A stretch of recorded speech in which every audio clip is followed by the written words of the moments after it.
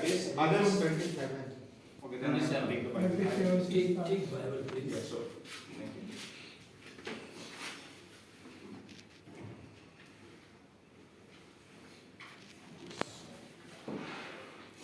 Now Jesus and his disciples went out to the town of Caesarea Philippi, and on the road he asked his disciples, saying to them, "Who do the men say that I am?" So they answered, "John the Baptist, but some say Elijah, and others one of the prophets."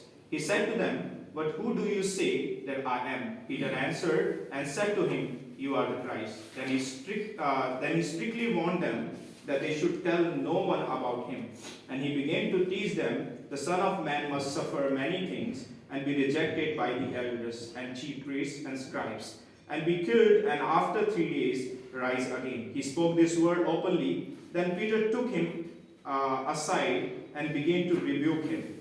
But when he had turned around and looked at his disciples, he rebuked Peter, saying, "Get behind me, Satan, for you are not mindful of the things of God, but the things of man."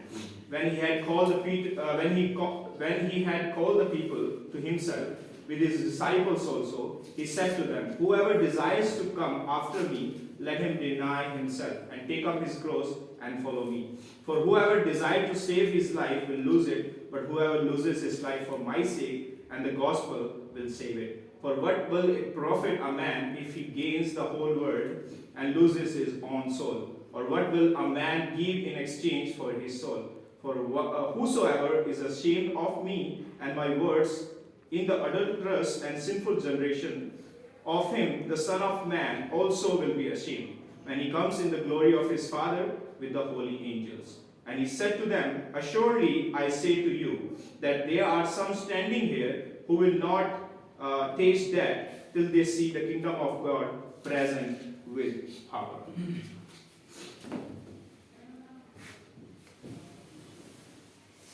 So we have looked in Mark again and again that the Mark asks one question and answers it.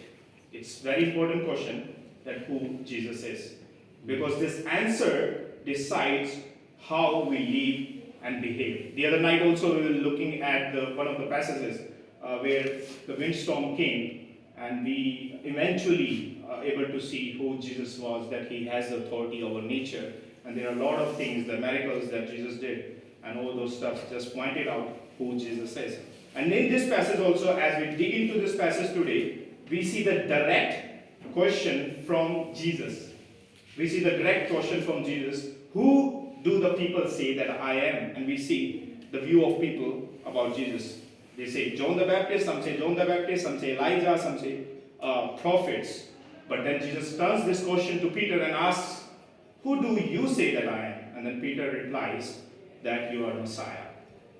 And it's very important, where did Jesus ask this question? The name of the place is given in verse 27, Caesarea Philippi. And if we study that, the history of that area, there's so many gods, the Greek gods, that they worship to.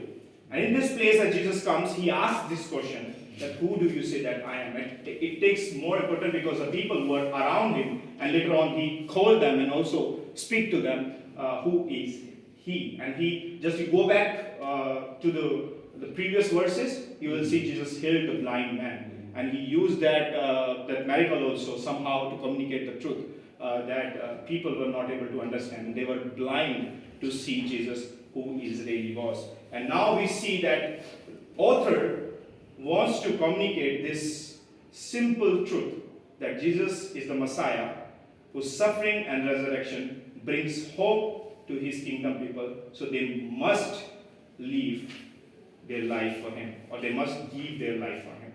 And we see in 27 to 30 that Jesus portrays who he is, his identity.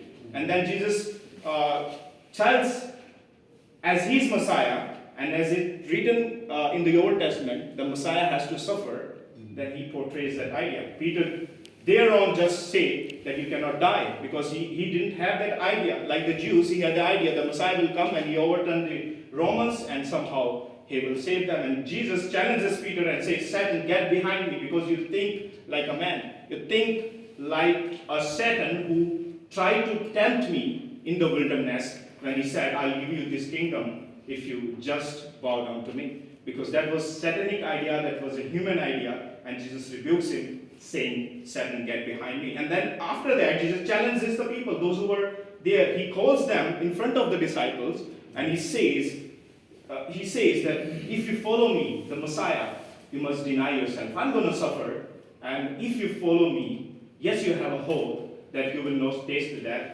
but remember that you have to deny yourself. As I have been going to suffer for you, but if you stay in faith, you'll have the suffering, but have this hope that you will not taste death if you believe in me.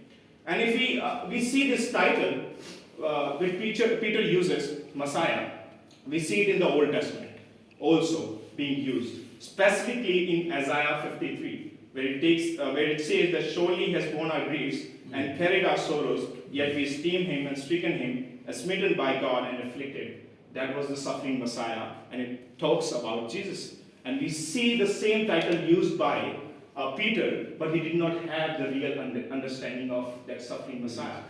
He had an understanding of like the Jews. He thought that Messiah would come, he will overturn and he will overpower the Romans and somehow save them from the physical bondage.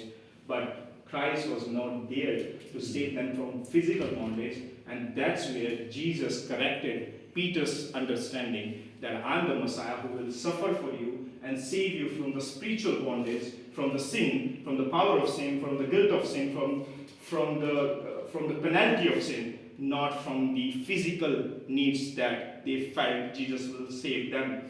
And similarly, today, we also tend to fulfill our felt need, as we were talking about the other day, that physical needs, that somehow we want Christ to fulfill them, but we do not see the actual need that Christ came for. And we see in verse 35 and 36, Jesus portrays that in very simple word. He says, if you lose your life for kingdom's sake, you will gain it. Yes. But if you do not try to give your life for kingdom's sake, anyhow, eventually you will lose it. So you have to give your life. Giving our life for the Lord, you need to think of your actual needs. Sometimes, when we think about felt needs, we just think about our health, our wealth, our money, our status. We just want to get restored, those kind of things. But we do not look for our actual need.